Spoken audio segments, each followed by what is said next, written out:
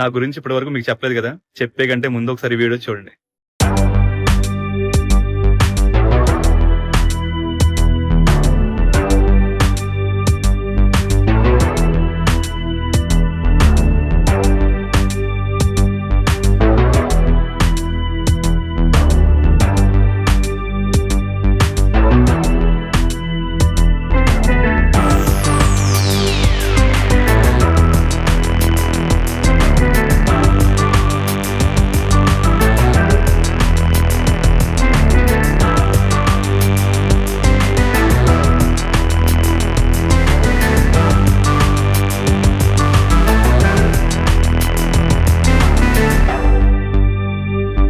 చూసారు కదా, ప్రజెంట్ నేను ఇప్పుడు ఇలా ఉండడానికి కారణం సిబిఎన్ గారు. ఎలా అంటారా, ఆయన జైల్లో పెట్టారు గుర్తుందా, స్కిల్ డెవలప్మెంట్ కేసులో. ఆ స్కిల్ డెవలప్మెంట్ లో నేను కూడా ట్రైనింగ్ అయిన ఒక వ్యక్తిని. ఈ రోజు నేను ఇలా ఉన్నానంటే కారణం సిబిఎన్ గారు. నేను ఒక సివిల్ ఇంజనీర్ ని, కానీ చదివింది డిగ్రీ బీఎస్సీ కంప్యూటర్ సైన్స్. ఈడేంట్రా డిగ్రీ చదివి ఇంజనీర్ ఎలా అయ్యాడనా చెప్తా. మీకు నేషనల్ అకాడమీ ఆఫ్ కన్స్ట్రక్షన్ అని చెప్పి ఐడియా ఉండే ఉంటది, హైదరాబాద్ కొండాపూర్ లో శిల్పారామంకి దగ్గరలో ఉంటది. సో నేను కూడా చిన్నప్పటి నుంచి ఇంజనీరింగ్ అవ్వాలని, బాగా చదువుకోవాలి, బాగా మంచి మంచి పొజిషన్ ఉండాలని చెప్పి చాలా ఆశపడ్డా. కానీ మనం ఒకటి తెలిస్తే దైవం ఒకటి తెలుస్తారు కదా, అలాగే నా చదువులో అన్ని ఆటంకాలే. చిన్నప్పటి నుంచి ఎంత బాగా చదువుకుందామన్నా సరే ఏదో ఒక ఆటంకం వస్తూనే ఉండేది. మా నాన్నగారు మా అన్నయ్య చదువులకే చాలా కష్టపడేవారు. నేను కూడా అక్కడిక్కడ చదువుకొని ఇంటర్ కంప్లీట్ చేసా, ఎంసెట్ రాసా, మంచి ర్యాంక్ వచ్చింది. ఇంజనీరింగ్ కాలేజ్ లో జాయిన్ అవుదాం అనేటప్పటికి అక్కడ ఫీజులు అవి ఇవి, మా నాన్నగారు మా అన్నయ్య చదివించడానికి చాలా కష్టపడ్డారు. నేను ఇంకా గవర్నమెంట్ కాలేజ్ లో జాయిన్ అయిపోయి డిగ్రీ కంప్లీట్ చేశాను, బీఎస్సీ కంప్యూటర్ సైన్స్. కానీ నా కోరిక అలా ఉండిపోయింది, ఇంజనీర్ అవ్వాలన్న కోరిక. సో కొంతకాలానికి మా ఫ్రెండ్ ద్వారా నేషనల్ అకాడమీ ఆఫ్ కన్స్ట్రక్షన్ గురించి తెలిసింది. సో నేను అక్కడ జాయిన్ అయ్యా, ట్రైనింగ్ అయ్యా, మంచి ప్లేస్మెంట్ వచ్చింది. ఆ డ్యాములు, ఆ ప్రాజెక్టులు, ఆ బ్రిడ్జ్లు అన్ని నేను అందులో ట్రైనింగ్ అయ్యే కట్టా.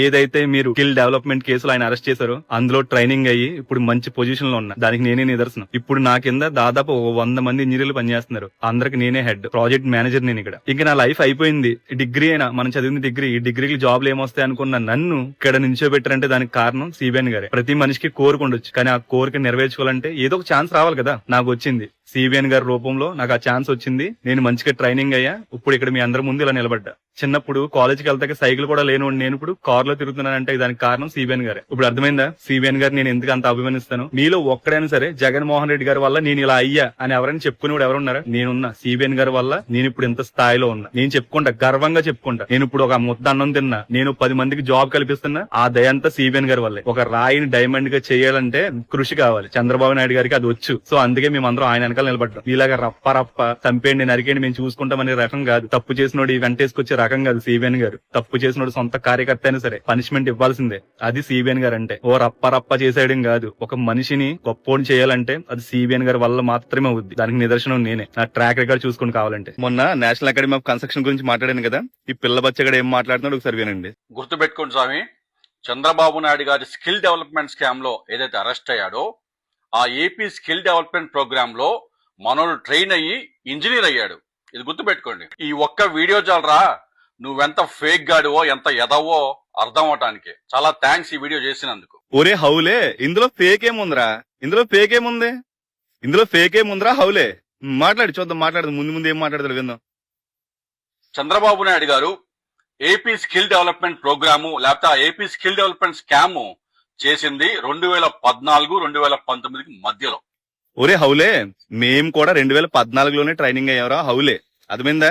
చెప్పు, ఇంకా ఏం చెప్తావు? నువ్వు చదివిన NAC, national academy of construction అనేది 1998 లో ఎస్టాబ్లిష్ అయిందిరా. అయితే చదివిన అయితే ఏంట్రా 1998 లో ఎస్టాబ్లిష్ అయితే ఏంటి? ఇప్పుడు మా ఊర్లో స్కూల్ 1978 లో ఎస్టాబ్లిష్ అయింది, కానీ మేము చదువుకున్నాంగా. ఇప్పుడు ఈ రోజు ఇంతవరకు వచ్చాం కదా, అంటే అది అప్పుడు 1998 లో ఎస్టాబ్లిష్ అయితే ఇంకెవడో ట్రైనింగ్ చేయకూడదు. దాంట్లో ఎవడరా నువ్వు హౌలేగాడి కంటే హౌలేగాడి లాగా ఉన్నావు. మాట్లాడి. నువ్వు చదివిన ఎన్ఏసి కను ఈ స్కిల్ డెవలప్మెంట్ ప్రోగ్రామ్ కి సంబంధం ఏందిరా? గూట్లే. అరే గూట్లే ముందు తెలుస్తుందిరా హౌలే. మాట్లాడు. ఇంకో విషయం తంబి, నువ్వు చదివిన ఎన్ఏసిలో అదే నేషనల్ అకాడమీ ఆఫ్ కన్స్ట్రక్షన్ లో వాళ్ళు కేవలం కొన్ని వొకేషనల్ కోర్సులు లేకపోతే కొన్ని అప్ స్కిల్లింగ్ ప్రోగ్రామ్స్, అదే కన్స్ట్రక్షన్ కి సంబంధించిన కొన్ని ట్రైనింగ్స్, సర్టిఫికేట్స్ మాత్రమే ఇస్తారు. మరి దాంట్లో చదివి నువ్వెట్రా సివిల్ ఇంజనీర్ అయినావు? ఒరే హౌలే, కన్స్ట్రక్షన్ దేంట్లోకి వస్తుందరా? దేంట్లోకి వస్తా కన్స్ట్రక్షన్? బయాలజీ, జువాలజీలో వస్తుందా కన్స్ట్రక్షన్? హౌలేగాళ్ళ దగ్గర నేను చెప్తున్నాను కదండి, ఈ వైఎస్ఆర్సీపీలో ఉన్న బ్యాచ్ అంతా హౌలేగాళ్ళు. నెంబర్ 1 హౌలేగాళ్ళు అందరూనే వైఎస్ఆర్సీపీ బ్యాచ్ లో చేరుతారు. కనబడుతుందిగా నిదర్శనం. ఇంకేం ప్రూఫ్ కావాలరా నీకు? నీకు ఫోటో చూపిస్తానుండు. అది ఎప్పుడో చిన్నప్పుడు, అదే నేను ట్రైనింగ్ అయిన తర్వాత నాకు సర్టిఫికేట్ వస్తుంది కదా, ఆ సర్టిఫికేట్ ఫోటో చూపిస్తాను. కొద్ది అప్పట్లో ఫోన్లు మంచిగా లేవు కదా, కొద్ది డార్క్ కాస్త బ్లర్ గా ఉంటాయి. ఒకసారి చూడండి, జూమ్ చేసి చూపిస్తా చూడండి.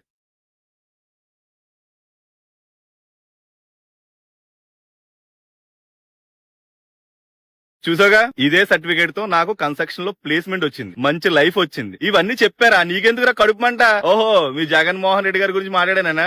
ఈడే అంటున్నాడు కన్స్ట్రక్షన్ లో ట్రైనింగ్ ఇచ్చి సర్టిఫికేట్లు ఇస్తారని. కన్స్ట్రక్షన్ దేంట్లోకి వస్తుందిరా? సివిల్ ఇంజనీర్ లోకి రాదా కన్స్ట్రక్షన్? అవులేగళ్ళ ఉన్నావేట్రా నువ్వు ఆయన ఎవరో వైఎస్ జగన్ అనే ఎంచుకున్నారు కదా ఇక్కడ పచ్చబొట్టు, నువ్వు ఎంచుకో. నేను నెంబర్ 1 హౌలేగానే ఎంచుకో, కరెక్ట్ గా సరిపోద్ది. అవులే నా కొడక.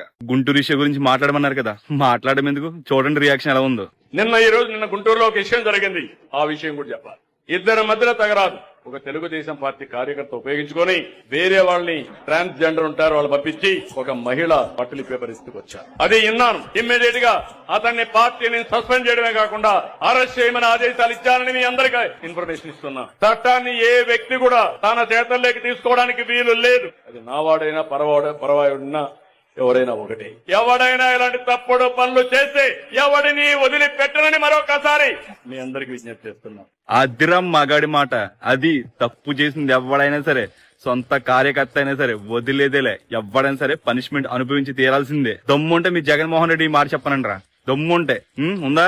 అది మగాడి మాట. పొజిషన్ లో ఉన్నా అపోజిషన్ లో ఉన్నా వెనకడికి వేసేదేలే సిబిఎన్. 23 సీట్లు వచ్చినా సరే దమ్ముగా ధైర్యంగా వెళ్లారు అసెంబ్లీకి. 151 మందికి సింగిల్ గా నిలబడి సమాధానం చెప్పే దమ్ము ఉందిరా మా సిబిఎన్ కి. ఉందా మీ జగన్మోహన్ రెడ్డి గారికి ఇలా చెప్పే ధైర్యం? తప్పు చేసిన చిన్నపిల్లోడే కదా, వెంటేసుకొచ్చి రకాలు కాదు. తప్పు చేసింది ఎవడైనా సరే పనిష్మెంట్ అనుభవించి తీరాల్సిందే. అది మగాడి మాట, మా సిబిఎన్ గారి మాట. ఒకసారి ఈ వీడియో చూడండి. అమర్ రాజా బ్యాటరీ వాళ్ళు పోవడం కాదు, ప్రభుత్వం పొమ్మంటోంది. బాబు దండం పెట్టి వాళ్ళు పోవడం కాదు, ప్రభుత్వం పొమ్మంటోంది. బాబు దండం పెట్టి. చూసారు కదండి, పిక్చర్ అయితే క్లియర్ అండి. వీళ్ళ గనక అధికారంలోకి వస్తే ప్రజెంట్ కూటమి తెస్తున్న కంపెనీలన్నీ తరిమేస్తారు 100%. ఇది ఇప్పటికే నేను ఆల్రెడీ ఒక వీడియోలో చెప్పాను మీకు, జగన్మోహన్ రెడ్డి గారిని తెలంగాణ రాజకీయ నాయకులు ఎందుకు అంతలా ప్రేమిస్తారో ఇప్పటికైనా అర్థమైందా?